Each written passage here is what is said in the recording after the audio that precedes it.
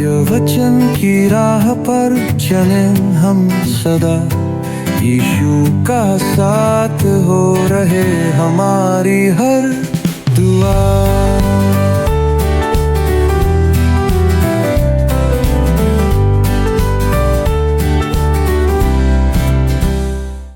प्रिय दर्शकों, मैं आप सबका इस क्रमबद्ध बाइबल अध्ययन कार्यक्रम सत्य वचन में हार्दिक स्वागत करती हूँ। मैं आशा करती हूँ कि आप आज फिर से परमेश्वर के जीवित और सामर्थी वचन का अध्ययन करने और सीखने के लिए तैयार बैठे हैं। आइए हम आज के अध्ययन को प्रकाशित वाक्य की पुस्तक से उस रोमांचक झलक को देखें जो अध्याय 12 के 15वें पद से लेकर अध्याय 13 के पद 1 तक है। मित्रों, ये खंड हमें उस आत्मिक संघर्ष का दृश्य दिखाता है जो युगों से चला आ रहा है। अच्छाई और बुराई, स्वर्गीय सुरक्षा और शैतानी विरोध के बीच की लड़ाई। आइए हम परमेश्वर के दास के द्वारा वचन की गंभीरता को सीखें और समझें। प्रिय मित्रों, आप सभी को मसीह यीशु में प्रेम भरा नमस्कार। मुझे पूरी आशा है कि आप परमेश्वर के अनुग्रह में बने हुए हैं और आज के वचन का मनन करने के लिए तैयार बैठे हैं। हमने देखा था दोस्तों पिछले प्रसारण में कि अजगर उस स्त्री के बेटी को सताता है और उस स्त्री को बड़े उकाब के 2 पंख दिए गए कि वह सांप के सामने से उड़कर जंगल में उस जगह पहुंच जाए जहां वह कुछ समय के लिए अर्थात 42 महीनों के लिए पाली जाए अर्थात सुरक्षित रहे। अब आज हम प्रकाशित वाक्य 12 अध्याय के पद 15 से आगे बढ़ेंगे, जहां पर पद 15 और 16 में कुछ इस प्रकार लिखा है। आइए हम पढ़ते हैं। प्रकाशित वाक्य 12 पद 15 और 16 कहता है, और सांप ने उस स्त्री के पीछे अपने मुंह से नदी के समान पानी बहाया कि उसे इस नदी से बहा दे, परंतु पृथ्वी ने उस स्त्री की सहायता की और अपना मुंह खोलकर उस नदी को जो अजगर ने अपने मुंह से बहाई थी पी लिया। दोस्तों, जैसा हमने देखा था वैसे ही जंगल के समान यह पानी भी वास्तविक हो सकता है।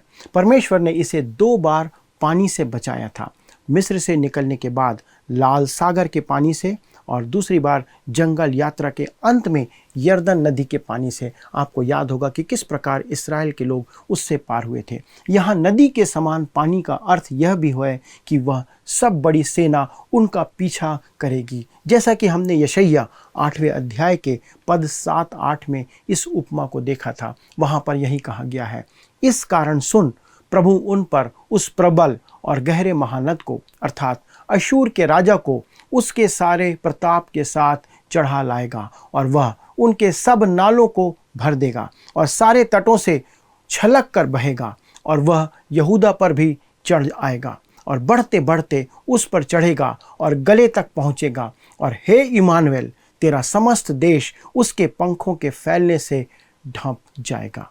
इस्राएल के अंतिम दिनों की इस भविष्यवाणी के अनुसार उत्तर का राजा इस्राएल के विरुद्ध चढ़ाई करेगा, जैसा यहाँ पर कहा गया है। दोस्तों, शैतान किसी भी प्रकार से इस्राएल का सर्वनाश करना चाहता है। वो नहीं चाहता कि इस्राएल बना रहे, पर वह ऐसे कैसे रोका जा सकता है? कैसे आप उसे रोक सकेंगे? उसे रोकने का साहस किसी देश में नहीं होगा, परंतु केवल परमेश्वर उसे रोकेगा। वह उसे प्राकृतिक शक्तियों द्वारा नष्ट कर देगा जब वह इस्राएल में प्रवेश करेगा। यही बात यहेजकेल 38 अध्याय के पद 22 में लिखी है। कहता है, मैं मरी और खून के द्वारा उससे मुकदमा लड़ूंगा और उस पर और उसके दलों पर और उन बहुत सी जातियों पर जो उसके पास होंगी मैं बड़ी झड़ी लगाऊंगा और ओले और आग और गंधक बरसाऊंगा। दोस्तों, इससे हमें संकेत मिलता है कि यूहन्ना प्रकाशित वाक्य में क्या कहना चाह रहा है। अब हम आते हैं पद 17 पर, जिसका विषय है इस्राएल के बचे हुए लोग। तो आइए हम पढ़ते हैं प्रकाशित वाक्य 12 अध्याय पद 17 को। कहता है, तब अजगर स्त्री पर क्रोधित हुआ और उसकी शेष संतान से जो परमेश्वर की आज्ञाओं को मानते और यीशु की गवाही देने पर स्थिर हैं लड़ने को गया और वह समुद्र के बालू पर जा खड़ा हुआ। दोस्तों, कहता है उसकी शेष संतानें। दोस्तों, ये संभवतः वे बचे हुए इस्राएली हैं जो इस युग में परमेश्वर के गवाह होंगे या होने जा रहे हैं। मित्रों, वे 1,44,000 जिन पर मुहर लगाई थी, ये वे हैं। दोस्तों, स्पष्ट है कि वे संपूर्ण संसार में परमेश्वर की गवाही देकर या देने वाले होंगे, जैसा लिखा है, जो परमेश्वर की आज्ञाओं को मानते हैं। दोस्तों, ये व्यवस्था पालन है, अर्थात वे कलीसिया के सदस्य नहीं हैं। वे परमेश्वर की व्यवस्था को पालन करने वाले लोग हैं जो कलीसिया से अलग हैं। संपूर्ण संसार में यहूदियों का विरोध करने वाला शैतान या शैतान से प्रेरित है ये बातें, और शैतान द्वारा इस्राएल के सर्वनाश का सर्वोच्च प्रयास अंत तक चलता रहेगा, क्योंकि शैतान चाहता है कि इस्राएल का सर्वनाश किया जाए।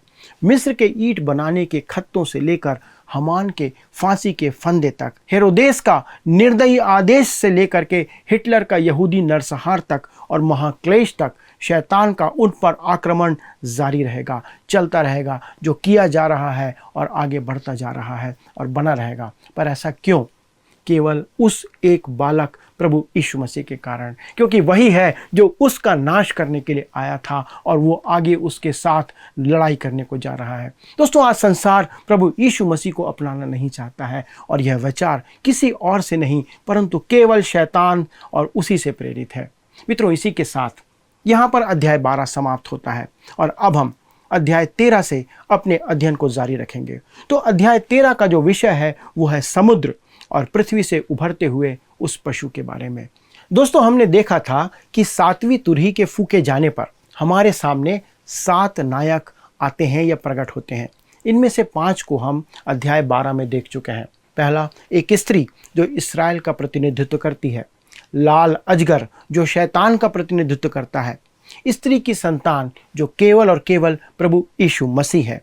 उसके बाद मिकाएल जो प्रधान स्वर्गदूत है, और इस्राएल के बचे हुए जन अर्थात 1,44,000 लोग जिन पर मुहर लगाई गई कि वे महाक्लेश में सुरक्षित रहेंगे और परमेश्वर के गवाह ठहरेंगे। अब हम अध्याय 13 में शेष 2 नायकों को देखते हैं जो यहाँ पर प्रकट होते हैं। एक है समुद्र से उभरने वाला पशु जो राजनीतिक अधिकार रखने वाला एक मनुष्य होगा, और दूसरा है पृथ्वी से उभरने वाला एक पशु जो धार्मिक अगुवा होगा। दोस्तों, यहाँ पर ज्योति और अंधकार, परमेश्वर और शैतान में घमासान या युद्ध प्रकट किया गया है। यह महाक्लेश के समय के युग के अंत का प्रकटीकरण है। यहाँ पर इन 2 पशुओं को वन पशु के स्वरूप में प्रकट किया गया है, जैसा कि वास्तविक अनुवाद में लिखा हुआ है। पशु होना ही एक बुरी बात है और वन पशु होना इससे भी अधिक घातक और बुरी बात है। इन पशुओं की पहचान में बाइबल विद्वानों में बहुत कुछ मतभेद है। उनके बीच में इस विषय पर एक मत नहीं है। कुछ विद्वान इस पहले पशु को एक मनुष्य मानते हैं, जबकि अन्य उसे अंत समय का रोमी साम्राज्य कहते हैं। कुछ विचारक दूसरे पशु को पाप का पुरुष कहते हैं, जबकि अन्य विचारकों के अनुसार वह मात्र एक भविष्यवक्ता होगा। कुछ पहले पशु को भी यूहन्ना बपतिस्मा देने वाले के समान ही मानते हैं। इन कठिनाइयों के उभरने का कारण दोस्तों यह है कि किसी राजा को उसके राज्य से अलग करना असंभव होता है। दोस्तों, एक तानाशाह के पास एक ऐसा राज्य होना आवश्यक है या चाहिए जिस पर वह शासन करे, वरना वह तानाशाह नहीं हो सकता। इसका मतलब यह है कि यदि कोई व्यक्ति तानाशाह है तो उसके पास कोई राज्य होना आवश्यक है। हालांकि दोनों में अंतर करना यहाँ पर मुश्किल है, लेकिन ऐसा प्रतीत होता है कि पहला पशु मसीह विरोधी है जो पुनर्स्थापित रोमी साम्राज्य का शासक है। दोस्तों, यहाँ पर जैसा प्रकाशित वाक्य 16:10 में लिखा हुआ है, उस पशु के सिंहासन। दोस्तों, इससे मैं यही अनुमान लगा सकता हूँ कि उस सिंहासन पर कोई ना कोई बैठने वाला अवश्य होना चाहिए, और यही वह पशु है जो यहाँ पर प्रकट किया गया है। दोस्तों, यह पशु ही उस सिंहासन पर बैठा हुआ दिखाई दिया है। यदि उस पशु का साम्राज्य ना हो तो वह पशु नहीं हो सकता जो यहाँ पर प्रकट किया गया है। पहले पशु की पहचान कर लेने के बाद दूसरे पशु को पहचान करना या उसकी पहचान करना कठिन नहीं होगा। वह एक मनुष्य है जो झूठा भविष्यवक्ता है। वह पहले पशु की उपासना के लिए मनुष्यों को विवश करेगा। दोस्तों, यह क्रिस्त विरोधी होगा जो इस काम को पूरा करेगा। दोस्तों, आज एक और विचार हमारे समाज में प्रचलित होता चला जा रहा है कि क्रिस्त विरोधी एक वास्तविक मनुष्य होने की अपेक्षा प्रभु यीशु मसीह के मसीह होने का इनकार करना है, अर्थात ये एक विचारधारा है। दूसरे शब्दों में, यह क्रिस्त विरोधी एक प्रकट होने वाले मनुष्य की अपेक्षा झूठी शिक्षा या झूठा धर्म सिद्धांत है। परंतु मेरे विचार में दोस्तों, उसका अर्थ उसके साथ लगे विरोधी शब्द से लगाया जा सकता है, जिसके 2 अर्थ होते हैं। उसका पहला अर्थ यह है कि वह मसीह यीशु का विरोध करने वाला होगा, और दूसरा अर्थ है कि वह मसीह यीशु की नकल करने वाला होगा। प्रभु यीशु मसीह को इमिटेट करेगा, उसके समान वो एक्ट करेगा। यूहन्ना अपनी पहली और दूसरी पत्री दोनों में इन शब्दों का उपयोग करता है। कहता है कि क्रिस्त विरोधी में ये दोनों स्वभाव होंगे या होते हैं। बाइबल में वह एक अकेला व्यक्ति है जो इस शब्द का उपयोग करता है। दोस्तों, हम मसीह विरोधी में ये दोनों विशेषताएं देख सकते हैं। वह मसीह का विरोधी होगा और वह मसीह यीशु का अनुकरण करता होगा। दोनों ही मसीह विरोधी होंगे जो उसकी नकल करेगा और उसका विरोध करेगा। पहला यूहन्ना 2 अध्याय पद 18 में हमने पढ़ा था, लिखा है, हे लड़कों, यह अंतिम समय है और जैसा तुमने सुना है कि मसीह का विरोधी आने वाला है, उसके अनुसार अब भी बहुत से मसीह विरोधी उठ खड़े हुए हैं। इससे हम जानते हैं कि यह अंतिम समय है। दोस्तों, यूहन्ना ने 2000 वर्ष पूर्व इस बात को कहा था, हे लड़कों, यह अंतिम समय है। इसका अर्थ है कि हम लंबे समय से अंतिम समय में जीवन जी रहे हैं। यूहन्ना यही नहीं कहता है कि क्रिस्त विरोधी आएगा, परंतु वो कहता है उसके युग में भी क्रिस्त विरोधी आ चुके थे, उस समय भी क्रिस्त विरोधी थे। दोस्तों, आप जानते हैं कि क्रिस्त विरोधी की पहचान क्या है। इस बात को पहला यूहन्ना 2 अध्याय पद 22 में लिखा गया है। वह कौन है?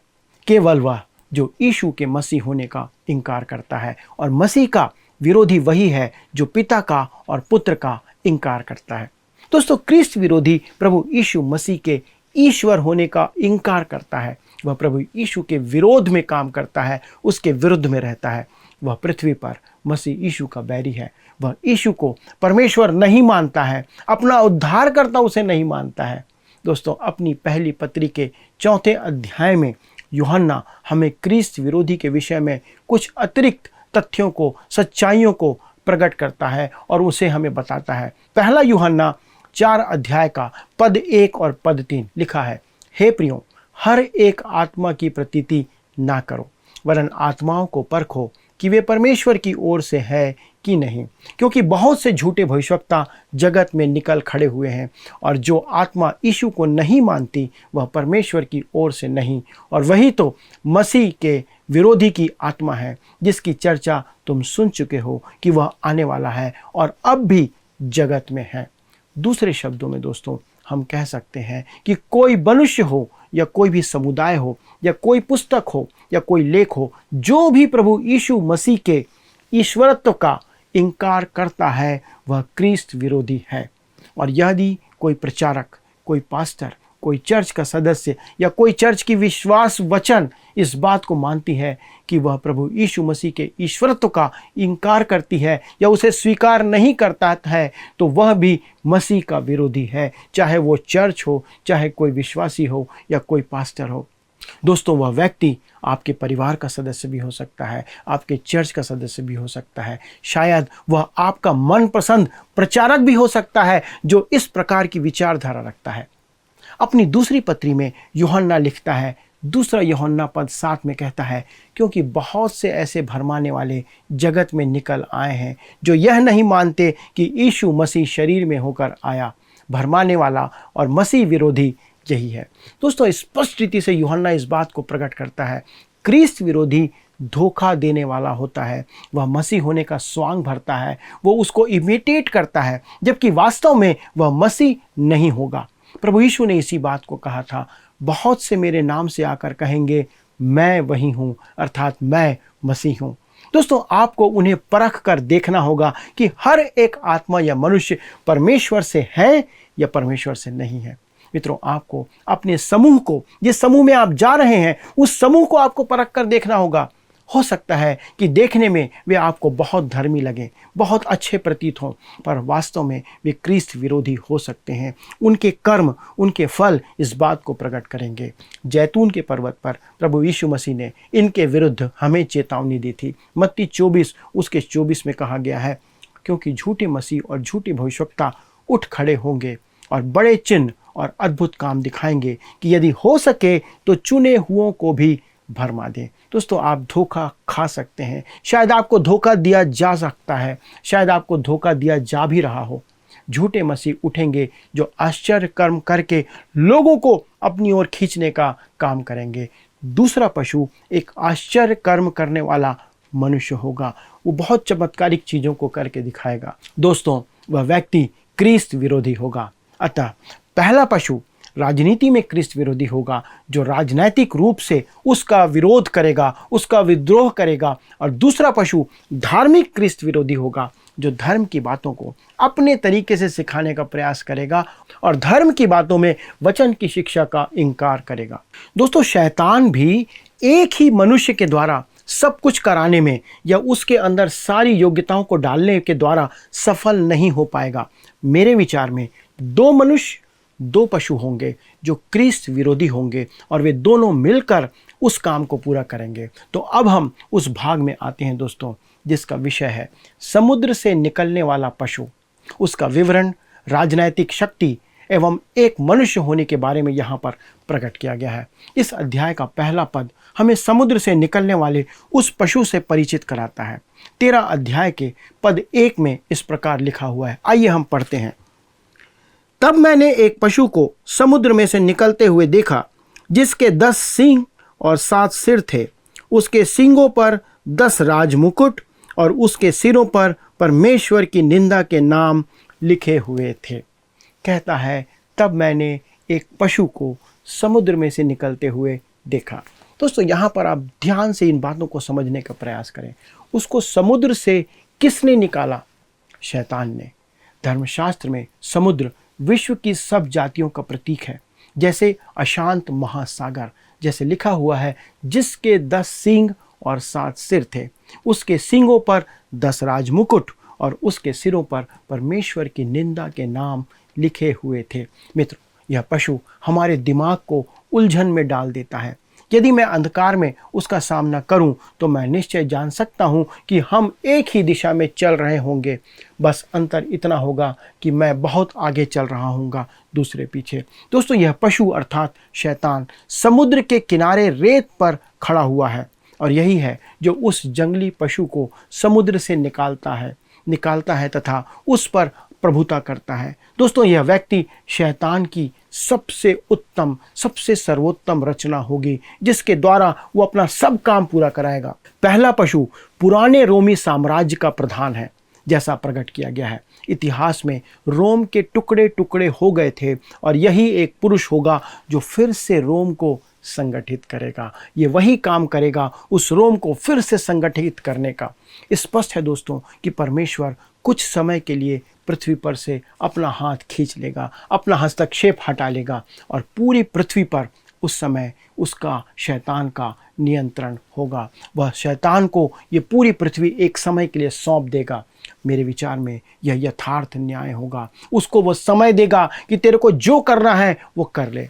परमेश्वर शैतान को पूर्ण स्वतंत्रता देगा कि वह यथार्थ न्याय करे, परंतु वह सफल नहीं हो पाएगा। यदि परमेश्वर ऐसा ना करे तो शैतान नरक की आग में भी परमेश्वर को दोष देता रहेगा कि उसने उसे अवसर नहीं दिया, अन्यथा वह एक और राज्य स्थापित कर देता और अपना उद्देश्य पूरा कर लेता। इस कारण परमेश्वर उसे अवसर देगा, इस कारण परमेश्वर उसे समय देगा कि वो अपने तरीके से पूरी पृथ्वी पर जो करना है वो कर ले।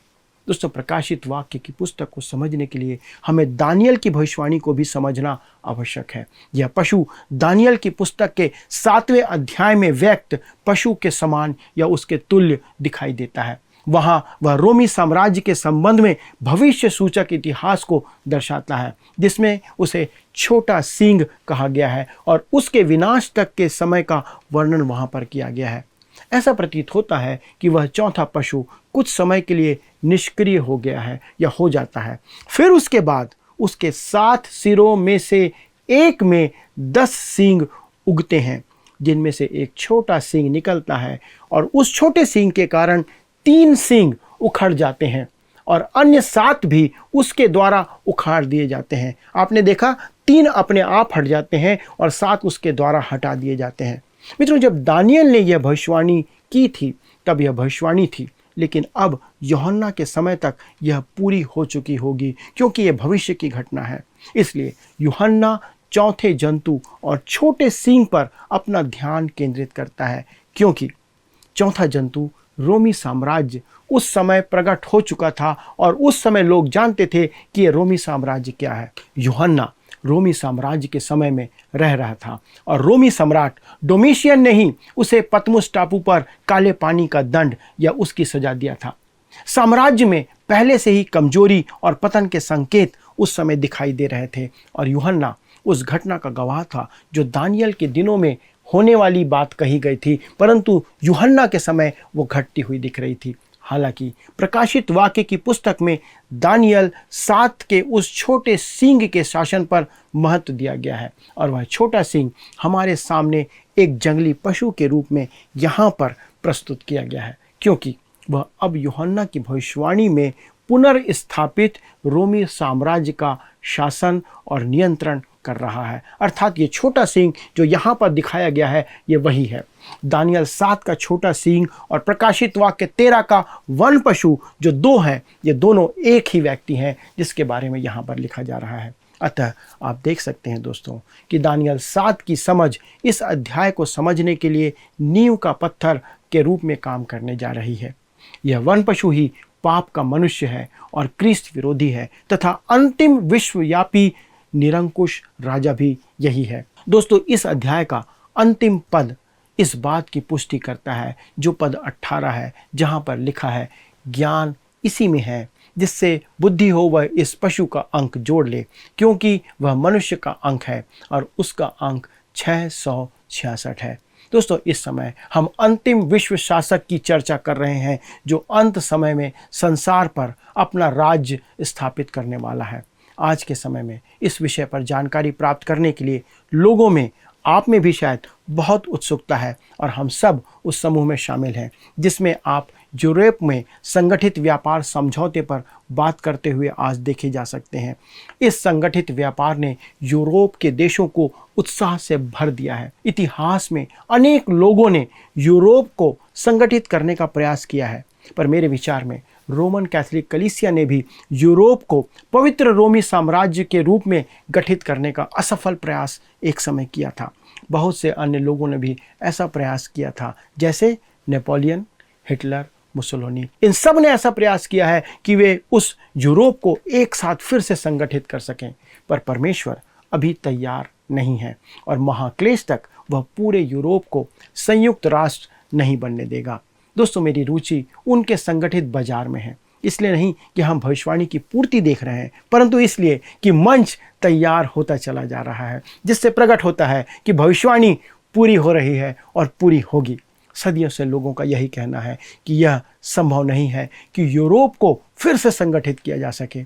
यह तब तक असंभव है जब तक परमेश्वर तैयार ना हो, पर शैतान उस मनुष्य को लेकर लाएगा जो ऐसा काम करेगा, उन्हें वो एकत्र करेगा। उनके लिए यूरोप का सार्वत्रिक या संगठित बाजार तो मात्र एक रोचक कारक है, मात्र एक बहाना है। दोस्तों, 10 सींग और 10 मुकुट महाक्लेश के समय में रोमी साम्राज्य के विभाजन का चिन्ह प्रकट करते हैं। 10 सींग 10 राजा हैं जो इस 10 प्रांत या इन 10 प्रांतों में विभाजित क्षेत्र में राज्य करेंगे, जैसा प्रकाशित वाक्य 17 अध्याय के पद 12 में इसकी पुष्टि की गई है। छोटा सींग उनमें से 3 राजाओं को उखाड़ देता है या उसे उखाड़ते हुए उभरता है और शीघ्र ही अन्य 7 देशों को अपने अधीन करके वह विश्व शासक बन जाता है। दोस्तों, 7 सिरों का पहचाना जाना आसान नहीं है, हम नहीं पहचान सकते, पर प्रकाशित वाक्य 17 अध्याय पद 9 और 10 में उन्हें 7 राजा कहा गया है। वे 10 सींगों के समान एक ही समय में राज नहीं करते हैं, पर वे क्रम अनुसार अपने अपने समय में क्रोनोलॉजिकली प्रकट होते हैं और राज्य करते हैं। कुछ लोगों ने उन्हें रोमी सम्राट कहा है, जैसे उस युग का शासक डोमिशियन था। कुछ ने इन्हें रोमी राज्य के विभाजित सरकारों का प्रतीक माना है, जैसे राजा, नगरपालिका, निरंकुश शासक, सैनिक शासन आदि। एक विचार यह भी है दोस्तों कि ये 7 सिर पूर्व काल में परमेश्वर की निंदा करने वाले राज्य रहे होंगे, जैसे रोम, यूनान, मादी फारसी, कसदी, मिस्र और अशूर। परंतु वह पशु जिसका राज्य आने वाला है वह 7वां सिर है। इसके अतिरिक्त कुछ विचारकों का यह भी मानना है कि यह 7 सिर अजगर के 7 सिर हैं जो उसकी अपार बुद्धि और ज्ञान को प्रकट करते हैं। शैतान उस अंतिम तानाशाह शासक अर्थात पाप के उस पुरुष को अपनी शक्ति, अपनी सामर्थ प्रदान करेगा। दोस्तों, मैं इनमें से किसी भी विचार को सिद्धांत नहीं मानता और ना मान सकता, और आप भी ऐसा ना सोचें कि इसे मानना महत्वपूर्ण है। उनमें से 7 सिर निंदा के लिए दोषी ठहराए गए हैं। कोवेट का कहना है कि परमेश्वर की निंदा 2 प्रकार से होती है। पहला, परमेश्वर के बराबर या उसके समतुल्य होने का प्रयास करना, अर्थात उसका स्थान, परमेश्वर का स्थान लेने की अभिलाषा। और दूसरा है परमेश्वर को बुरा भला कहना या उसका नाम व्यर्थ में लेना। रोम के सभी राजा पहले प्रकार की ईश निंदा के दोषी पाए गए हैं। उन्होंने स्वयं को ईश्वर समझा था और प्रकट किया था कि वे स्वयं ईश्वर हैं। रोम के राज्य में सम्राट की पूजा करना, उसकी आराधना करना अनिवार्य था, पर दूसरी तरफ फरीसी लोग दूसरे प्रकार की ईश निंदा करने के दोषी पाए गए हैं, क्योंकि वे पवित्र आत्मा का ठट्ठा करते थे। ये शास्त्री लोग थे जो यहूदियों में से थे। वे परमेश्वर का अपमान करने के दोषी पाए गए हैं। परंतु यहाँ जो पशु प्रकट किया गया है वह दोनों प्रकार की ईश निंदा करने का दोषी पाया गया है। मित्रों, इससे पहले और अधिक समय निकल जाए, हमें क्या सबूत चाहिए कि परमेश्वर सभी बातों को बहुत बारीकी से हम पर प्रकट कर रहा है। वो सारी बातें हमारे सामने लेकर आ रहा है सिर्फ इसलिए कि हम उसके वचन के प्रति सचेत रहें, परमेश्वर के वचन के प्रति सचेत रहें और उसकी महिमा आराधना करते रहें, क्योंकि वही आराधना, महिमा, स्तुति, प्रशंसा के योग्य परमेश्वर है। दोस्तों, मुझे पूरा विश्वास है कि आज का अध्ययन आपके लिए आशीष का कारण रहा होगा। अगले प्रसारण में इस अध्ययन को आगे बढ़ाएंगे। तब तक परमेश्वर का अनुग्रह, उसका प्रेम आपके और आपके परिवार के जीवन में बना रहे। प्रभु आपको आशीष दे। आइए अब हम प्रश्नों को देखें। पिछले प्रश्न का उत्तर है बी, अनुग्रह। परमेश्वर के दंड में अनुग्रह का अंश होता है। आज के अध्ययन पर आधारित प्रश्न है, पशु की उपासना करने के लिए मनुष्यों को विवश कौन करेगा? ए, झूठा भविष्यद्वक्ता, बी, पशु, सी, ख्रिस्त विरोधी, डी, झूठी शिक्षा। मित्रों, इस प्रश्न का उत्तर हमें कल सुबह 6 बजे से पहले विकल्प ए, बी, सी या डी के साथ अपना नाम, पता, स्थान के साथ 9651433397 पर SMS या WhatsApp करें। प्रिय मित्रों, आज के अध्ययन में हमने देखा कि आत्मिक युद्ध वास्तविक है, लेकिन परमेश्वर की सुरक्षा और विजय भी उतनी ही सच्ची है। परमेश्वर सृष्टि के माध्यम से भी अपने लोगों को बचा सकता है। शत्रु की योजनाएं अनेक है, परंतु विश्वासियों का साहस और परमेश्वर की उपस्थिति हर चाल से बड़ी है।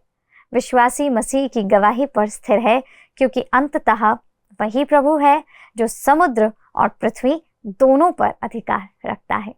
मित्रों, आइए हम इस सत्य को अपने हृदय में ग्रहण करें और उसके विश्वास में स्थिर होते जाएं, ताकि हम प्रभु में बने रहें। यदि आप इस अध्ययन के द्वारा आशीषित हुए हैं तो आप हमें स्क्रीन पर दिए हुए नंबर 9651433397 पर अवश्य ही कॉल कीजिए। अपनी आशीषों को हमें बताइए, ताकि हम परमेश्वर का धन्यवाद मिलकर कर सकें आपके साथ। प्रभु आप सबको आशीषित करे। धन्यवाद। क्या आपको यह कार्यक्रम पसंद आया? अभी हमें एक मिस कॉल करें और आप अगले विजेता हो सकते हैं।